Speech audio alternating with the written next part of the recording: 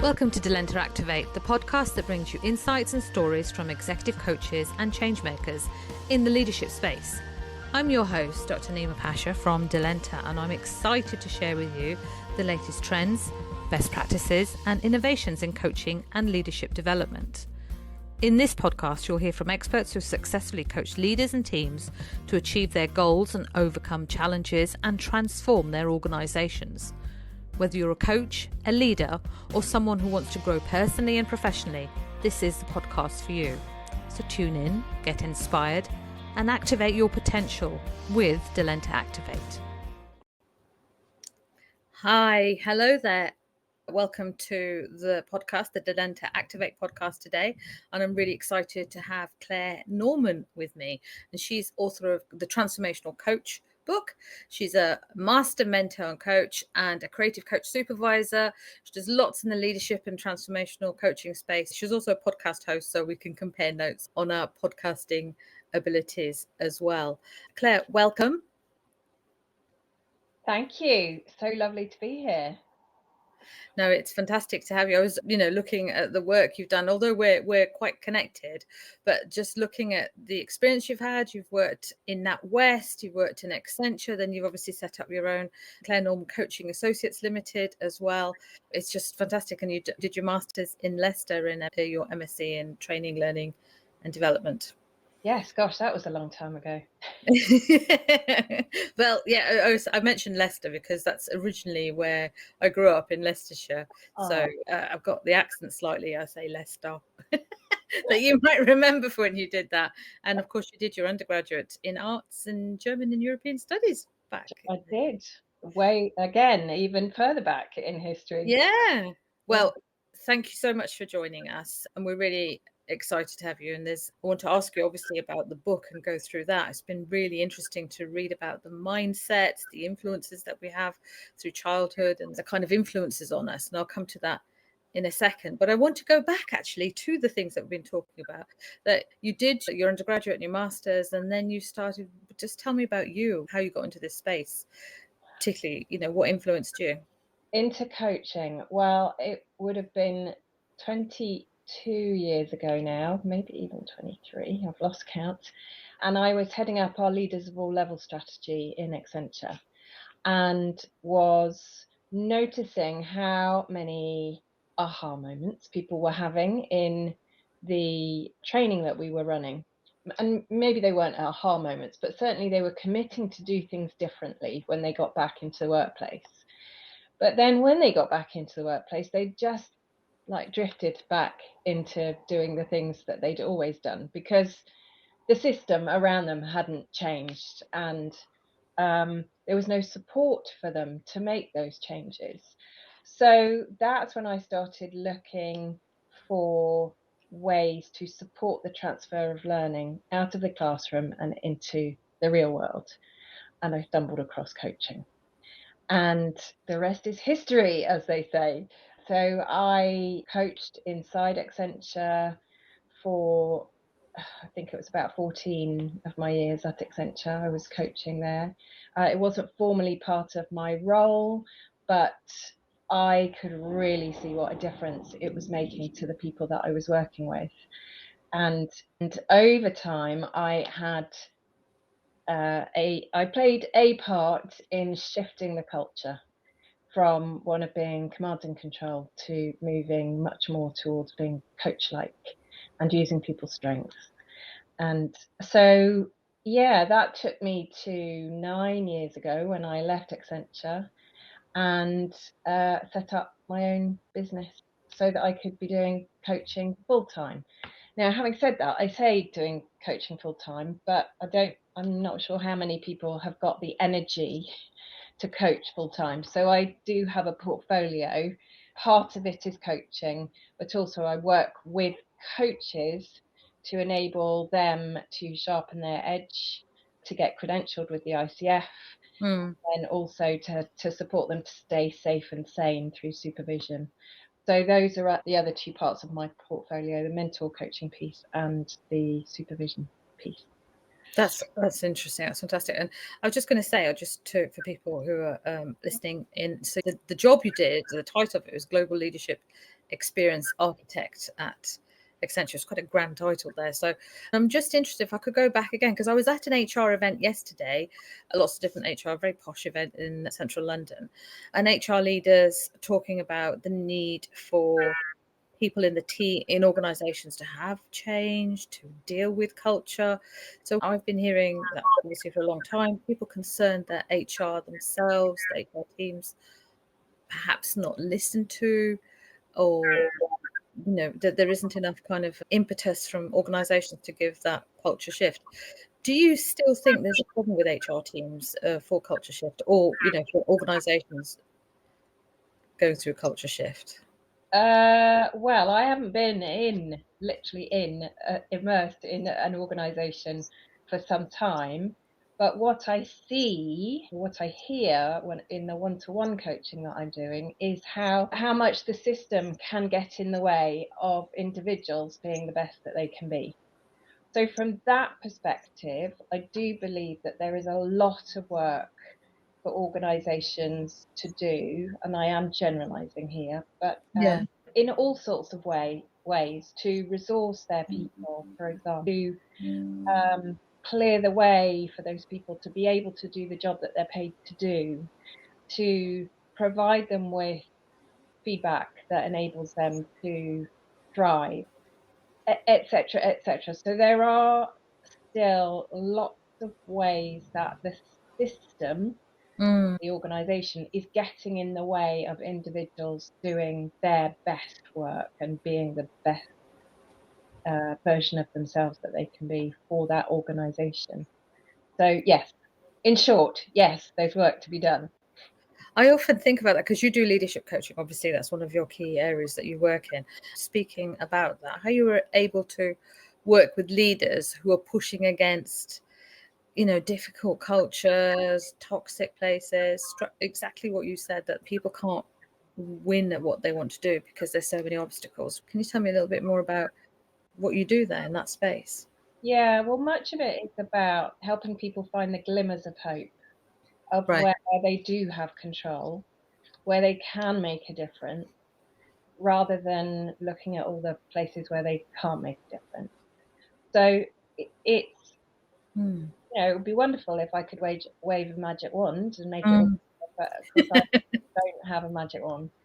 So it really is about these glimmers of hope and enabling them to, feel a sense of agency even in the midst of difficult culture. I mean, and it's not necessarily a toxic culture, but difficulties with not enough budget, not enough people, not enough tools to do the job, for example. So what is their agency within that? But then also, if I am coaching multiple people in an organization, then they're within the constraints of confidentiality. There's also the possibility of me feeding back to the organization. Here's what I'm hearing about the system and how it is stopping your people from being the best that they can be. So that HR can, or whoever is responsible for it, can make the changes that need to be made. Now, quite often, I think the business knows some of this stuff, but they're not doing anything about it. And so they be reminded that, this coaching could have even more impact if the organization played its part, because the individual is one tiny cog in this massive machine. And yes, they can, do their best to oil their own cog, but the rest of the machinery needs to be oiled as well. So if I am coaching multiple people and therefore it's not compromising confidentiality, then that's a possibility to feed that back. And I want to go on to your book actually as well, because I think there's so many exciting things. I've really enjoyed reading it, by the way. Let's hear what drove you to write it. What was the motivation and the inspiration, all that kind of thing? Yeah, so through the mentor coaching that I was doing, which, and for those who don't know what mentor coaching is, it is observed coaching with feedback using a set of competencies as the benchmark. In my case, I use the ICF competencies, the PCC markers, as the benchmark. So I was observing all of these coaches to be able to help them to identify how well were they living up to the competencies of the ICF, supporting them to develop themselves so that they could get their credentials. And what I was noticing was quite often they would know intellectually, they would know what they should be doing to be a great coach, but something was getting in their way, and it tended to be a mindset that was getting in their way, a belief, something that had been instilled in them in a past life, not literally a past life, but maybe when they were a child, when they were at school, when they were at university, when they were in the workplace, in society. We have all of these expectations placed on us about how we should behave in each of those different parts of our lives. And if we don't do the work as coaches to extricate ourselves from those beliefs that were useful in those other roles, but actually they're not useful in coaching. In fact, they get in the way in coaching because they stop us from being the best coach we can be. And so it was that triggered me to write the book. It's like, I've got to get all this down on paper so that more people can, just be poked and prodded about their beliefs that may be stopping them from being the best coach they can be. And, given that pretty much every coach that I meet wants to be the best coach this is somewhere that they need to be focused on, not just the skill set, because if we only shift our behavior in order to submit a recording to the ICF, in my case, for credentialing purposes, if we haven't changed our mindset that goes behind that behavior, then we'll just slip back into the ways that we always did it as soon as we've submitted that recording or got the credential. So it's really important, if we are to be aligned with really great coaching and to be congruent and to be authentic's not the word I'm looking for, but I can't think of the word. But no, I know. I was going to ask if you're happy is to go through a couple of the chapters that I've pinned, but I just wondered, before I go to that, I really like Professor Jonathan Passmore forward that he did, because very well known and a colleague as well, but I really thought what he wrote was really interesting, and I just wanted to read a little bit of that out and just with your thoughts about it. He goes, basically what you've done here is a return to the heart of coaching, which is what we all need, and this book encourages us to adopt such a mindset. So I think anybody who's listening to that wants to get this book, I would urge you to do that, because it's fantastic. And then he goes on to say essentially what you've just been saying as well, Claire. So unlearn the elements that can get in our way, to stay focused on the client, to stay engaged in the conversation. When our mind wanders on should I adopt a cognitive behavioral approach, or shall I progress using transparent personal approach, already we are lost in a mind of complexity. Staying close to the client, staying close to what they say, is more likely to yield positive results. Can you just comment on that? Because people will be like, would want to hear your thoughts, actually, if that's okay. Yeah. So that piece of staying with the client, or I call them the thinker, because that's what they do, is think. That is their role. It's their agenda, and so we need to go where they go. That also means that we need to meet them where they're at. And wherever they take things, we need to be following their lead, because the next question will come to them. We don't have to have a clever question. They'll know what the question is that they need to ask themselves. And quite often they do. They'll say the question out loud and then they'll stop. And, then I would just say, well, go on then. They would look at me as if to say, oh, really? I have to answer my own question? You're so mean, Claire. But that is their question, is the question that they need to be answering, not my question, which might take them somewhere completely different. So it's sticking right, right. It's almost like being Velcro, sticking to their side, and walking with them into that kind of unknown. Neither of us know what the answer is for them as an individual. So every person that we work with is unique. Even if they're presenting the same issue that we coached somebody on 2 weeks ago, this person is totally unique. The way they see this issue is totally unique. Their context is unique. Their personality is unique. The people around them are unique. And therefore, we need to meet them in that uniqueness. And rather than thinking, oh, I've got the answer to that, or I know how we can get to an answer, but staying with them. And I came across this great phrase that the Japanese used the other day. I hope I get it right. I believe it's ichi-e, ichi-go. And it means that this very moment that you and I are having right here, right now, will never, ever happen ever again.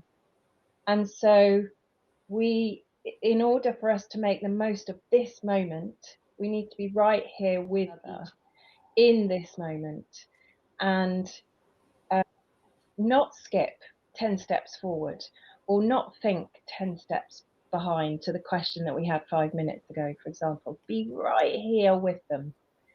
And for every minute of the coaching, right from the how are you all the way to the are we done, every single one of those is a unique moment in the midst of the coaching, and we need to be there in that unique moment alongside them with this Velcro. No, I think, to be honest, that was one of the most profound things for me, and it's similar to the what you talked about in the Japanese philosophy. I think it's great. No man ever steps in the same river twice, because it's not the same river and it's not the same man. I think it's beautiful. Heraclitus Yeah. said that. But the thing is, when I was taught and go back in the day, and it was, this is the process, this is how you contract, this is what you do. People present with this. And I remember being, not that I was particularly kind of like, I've got the vision or something, but I was thinking, I'm not, similar to what you're saying, I'm thinking, well, I'm not sure if this is right, but no, you're going to be measured on this. You talked about the recordings and how I was assessed. So what you're saying, for many people, we're going, well, that makes sense. But for so many people who've developed an approach to coaching where there is a structure, what you're saying is quite profound. Yes, and I'm not saying there shouldn't be a structure. So no, but that kind of constraint, basically what you said, everyone's unique. It's yes, and we're ebbing and flowing within the session contracting. We're ebbing and flowing all the way through. We're ebbing and flowing as we start to close the session. So even though we might have a structure at the beginning and the end, and this ebb and flow is really important, such that we are in that, not the same river every time. Yeah, well, I've also looked at, I think it's a little bit more akin for what you talk about and the way you develop it, a little bit more about, you let the client express themselves where they are. Yeah, they're all unique, and that's a little bit, I think, a dynamic, especially since you talk about childhood as well. It's like a dynamic kind of behavior. Let me ask you to comment on that, but first of all, I was going to ask you about chapter 1, and then I'll move on to the next chapter. I thought chapter 1, because it gives us the structure where you talk about mindsets. I'll introduce what you say in chapter 1. Mindsets we learn from our parents or our carers that we need to discard to become more masterful coaches. Well, masterful coach. If you can tell us a little bit more about mindset itself, and then a little bit about this sort of how we're shaped. And you're so generous in the book that you talk about the experiences you've had as well, so that just to appreciate the generosity you give in talk about that as well. But so if you can tell us about mindset, that we're all gathered around the fire, kind of learning from you everything about this idea. Every relationship we've ever had in our lives, we will have been influenced by in some shape or form, and we will take on what are known as introjects. So in the case of our parents or carers, they would be saying things that would essentially be about keeping us safe and providing us with boundaries, and enabling us to grow up in a caring system. Mostly, obviously not everybody has had that experience, but what that means is when we hear our parents saying things multiple times, like stay away from the edge or it's rude to interrupt, any of those things that our parents said to us multiple times will go in. They will become a mindset. So with the example of it's rude to interrupt, for example, we have our mother or our father or our carer's voice on our shoulder whenever we go into coaching, and it will be saying it's rude to interrupt, it's rude to interrupt, don't interrupt, let them talk. And yet there is an alternative mindset which would suggest that actually it could be useful to interrupt. And in what circumstances might it be useful to interrupt their storytelling, not to interrupt their thinking? Absolutely no way would I interrupt thinking if I could see that they were processing something. But if they were going into lots of context and storytelling and giving me the chronology of what had happened, then I would already have asked for permission at the beginning to interrupt. Service of getting to new thinking. So I have a different mindset about interrupting, and I have managed to break the one that comes from my mum. Don't interrupt, it's rude to interrupt. Actually, I think that one really comes from my dad, to be honest. I can remember one particular occasion. So that's what I mean by mindset. It's introject. It's the stuff that our parents said or did multiple times. It's the stuff that our teachers said or did multiple times. It's the stuff that workplaces expect of us. So in the case of the workplace, we are taught that we need to fix things that are broken. We need to be the problem solver, the engineering person. And so for coaches, that is a mindset that's really difficult to break because it runs through us like a stick of rock, or like this. So that's what I mean by mindset, and the mindsets that could be getting in the way of us being the best coach we could be. And so the book enables people to just stop for a moment and think, oh yeah, I'd never thought about that before. Let me just pause and process that for a bit and decide, actually, do I want to adopt a different mindset in order to enable me to, in the case of the work related example of fixing, not fix, and the opposite, and enable them to join enable the thinker to join their own dots, enable the thinker to make their own meaning rather than me meaning for them, or rather than me driving the coaching towards a destination, a solution, but just allowing us to explore the territory instead. Claire, just sticking with this, because I think this provides such a good base for people. Hopefully they'll, get this book and be able to go really into detail. So the old mindset, you said about in chapter 1, do what I tell you to do, which is a bit like you just talked about, our parents, carers, teachers, is whoever, the structures that we're in, and maybe we even coaching in terms of sports coaching that people might have had when they were growing up or following. So we've got that, do the old mindset, do what I tell you. And you talk about a new mindset, provide psychological safety so the thinker can figure out their next move, and drawing on the work from Amy Edmondson and I guess mindset from Dweck. But tell me about this psychological safety. The reason I say that is because I was at another event, many events, but 2 events. One was this HR event, then I went to this other event and earlier in the week, and somebody talked about we need to provide psychological safety. For the first time, there was this massive groan from the audience. They were like, oh, not psychological safety again. So I'm kind of thinking, let's hear it from the context that you give, because I thought that was really well laid out in your chapter. So, yes, I understand the groan because it is a buzzword and a buzz phrase.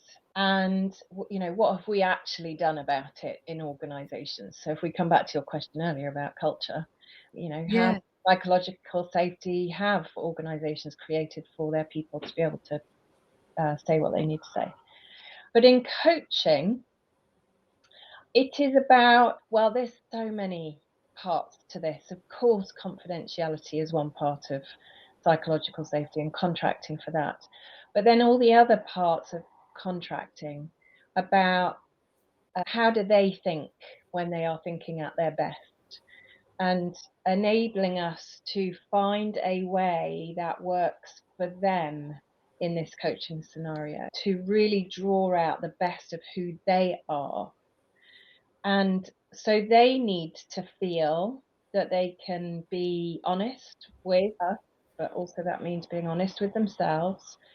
They need to feel that they can say anything that they need to say. There are a few exceptions, Mm-hmm. you know, around racism and that kind of thing. Yeah. No, exactly. But we, as coaches, we create, part of the way that we create this psychological safety is in the way that we contract with them.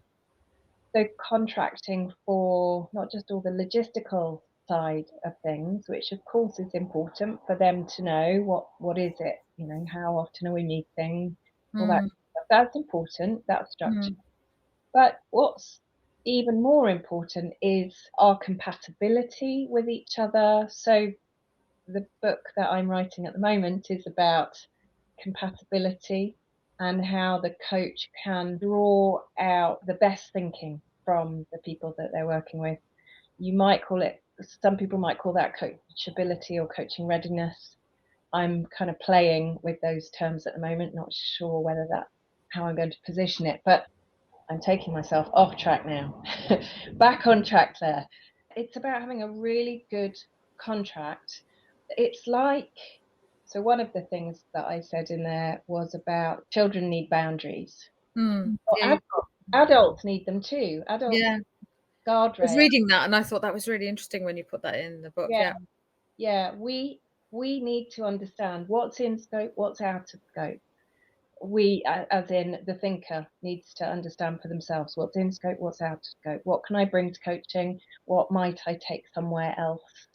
So that needs to be really clear. So yes, it's about as much clarity as we can get at the beginning, but also keeping that psychological safety takes work as well. Well, there's something around what you talked about, and actually very excited to hear that you're writing a new book as well. And I just wonder if this question might relate to both compatibility and psychological safety. Are we more likely to go into a coaching experience as a client if we trust the coach, and be more compatible if we trust, and then psychological safety will come with trust? Any thoughts on how we can build trust as coaches, or what we do in that kind of area too? So I hear a lot of coaches saying, "Oh, I can't challenge the person I'm working with until I've been working with them for 3 or 4 sessions, because got to build trust first." I actually think that means that we're missing a trick for the first 3 or 4 sessions if we haven't felt able to challenge, because that should be part of the contract. It's not just to be supportive, but to be challenging as well. So yes, we absolutely need to build trust through the supportive elements of coaching. So in providing empathy and support, and being completely non-judgmental in whatever they are bringing.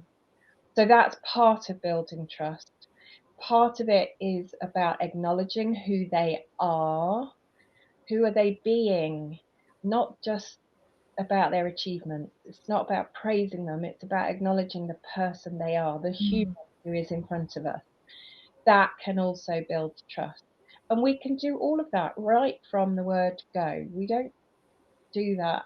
I mean, we carry on doing it over a period of time to keep that trust and to keep that psychological safety, and therefore to be able to challenge. But we do it right from the word go. This is not a cozy chat, as Blakey and Day would say. That would be missing out on the real efficacy of coaching if we just, had it like a fireside chat together. Yeah. Not what they're paying for.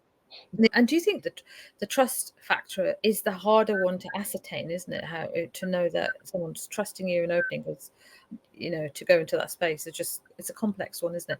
Because so much rests on it. Well, almost everything rests on it. Yeah, it is complex, and our job is not to guess. It is to ask. So how are we doing together? And what do we need to do more of or less of? Because I Mm. can't read their mind. I mean, I might be able to see something going on in their face, maybe, but I can't really interpret that. I can't diagnose what that facial expression means, because I might completely misdiagnose or Mm. misinterpret. So it's down to me as a coach to be asking them constantly, what's working between us? Not what am I doing well as your coach, but what's working between us? And what do we need to do differently, so that they see this as a partnership? It's not me doing a service unto them, but actually we are in this together, and they play a vital part in the success of this coaching. Arguably, they play a bigger part than I do. So how are we doing together is really important. That's interesting. And also about reading facial expressions, because as you'll know, so much technology coming into reading facial expression in AI, and saying you can read personality as well, and CoachBot's coming in to say that they'll be able to do that. I don't know if you've got any comments on that, Claire. Yeah, I'm not really very close to that, to be honest, so I wouldn't want to delve into it in any great depth, but yeah, I'm sure that will come. Yeah, But if we humans can't interpret that, how can we train bots to do that? I don't know. I agree. And I've written it a little bit as well, and I think there's a little bit of hype going on there. And it's interesting. The thing is, what you said, and I'm going to go to chapter sort of shift 17, if I'm. I have to look it up. Yeah. Well, while you're looking it up, I'm going to read it out, because Right. it's something I relate to. So I'm going to go, yes, if I may. The old mindset, I must understand everything, because personally, I must understand everything. Otherwise, it's all going to fall apart. So, and I just read what you talk about at the beginning of the first little paragraph. At school, at university, we were expected to listen to our teachers and lecturers so we could learn the information that they were trying to impart. I realized that not all learning is about listening. Indeed, we know from Knowles, who talk about adult learning theory, is best learning from self-discovery. But yes, but the old mindset, and I think I must understand everything, because I also feel not only do I understand everything, but in order to be my best in this kind of situation, I will let someone down if I don't understand everything. I mean, you're talking about the new mindset. I don't need to understand as long as the thinker does. So can you just talk us through that? Because I think that's something quite common, and you're so great to have picked up on it. If I were a doctor, I would need to understand what was going on for them. I would be asking them lots of questions to help me, the doctor, to provide a diagnosis. But my job as a coach is not to diagnose. It's not to define what is wrong or how to fix it. My job is not to give them any medicine. So, therefore, I do not need to understand with a view to diagnosing. I do not need to know all the ins and outs. I do not need to know the context or the whole story, as long as they do. And they will know the context, they will know the story. That's happened already, the story that got them to where they are today. Now, sometimes they may need to say it out loud in order to really feel it and understand it for themselves. But this is where we need to be curious in service of them, not curious to fill us in. There's a real difference in the quality of questions we ask when we are asking questions to help them to make meaning rather than for us to diagnose. So, for example, instead of, and this is another one of the shifts, instead of tell me more about that, which is filling me in, it would be something like, what meaning do you make of that? So tell me more would get more of the superficiality, Whereas what meaning do you make of that takes them underneath the surface to make meaning, make sense of what they've just said. So that's our job, is to enable them to understand and to make meaning and to make sense and to join the dots for themselves rather than us to do that for them. And it is a hard habit to break. I don't think any of these habits in here are easy habits to break because they're so ingrained in us. But once we've read that and think, oh yeah, it gets us to start, looking at it in a different way and hopefully starting to make shifts in the behaviour that follows. Claire, you're so experienced and knowledgeable and such an asset to the coaching world. I wanted to ask, so, we have this desire, coaches or people working in this space, as we said in the intro, coaches, learners, leaders, anyone interested. So if we're allowing this space to happen, that we don't have to know everything, what do we need to know? How do we keep ourselves fresh, updated, clever in what? Oh, gosh, what a great question. So what do we as coaches need to be learning? So I have a bias, I suppose, because I offer mental coaching and supervision, two of my offerings. Yeah. But the reason I think those two go hand in hand for us as coaches and our development is that they meet us where we are. So mental coaching gives me feedback based on the coach I am today. It's not some generic, something or other. It's not a generic tool. It's about me and how I show up as a coach. Supervision, in the same way, is about me and I talk about my relationships with my clients and what I'm worried about in relation to those, or maybe it's an ethical conundrum, but it's about the stuff that I'm facing in my coaching practice. So for me, that's where we can keep ourselves really sharp and also safe and sane. So the sharpness comes through mental coaching, the safety and sanity comes through supervision.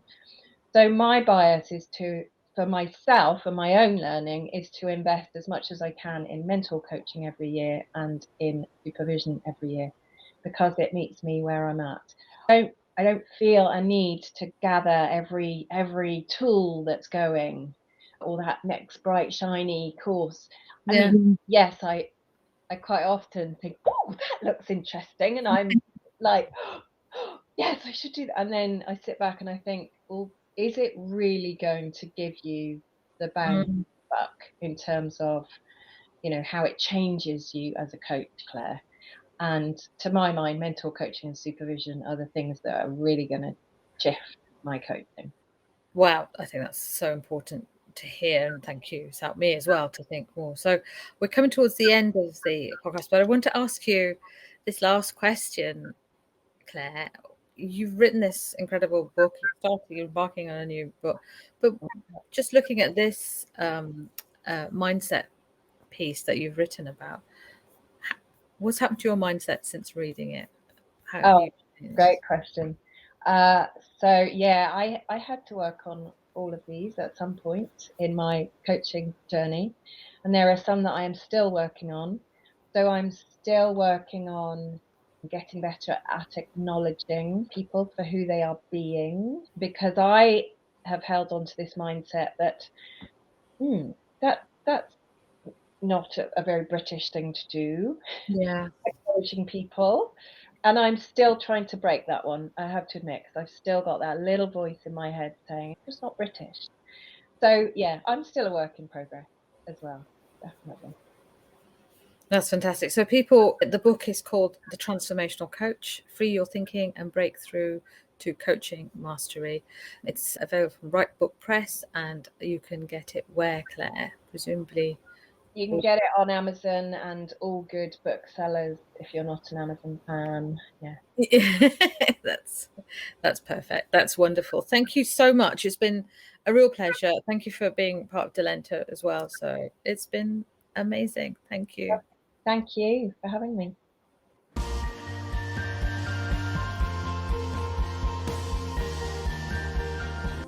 Powered Powered by Delenta, your all-in-one coaching platform.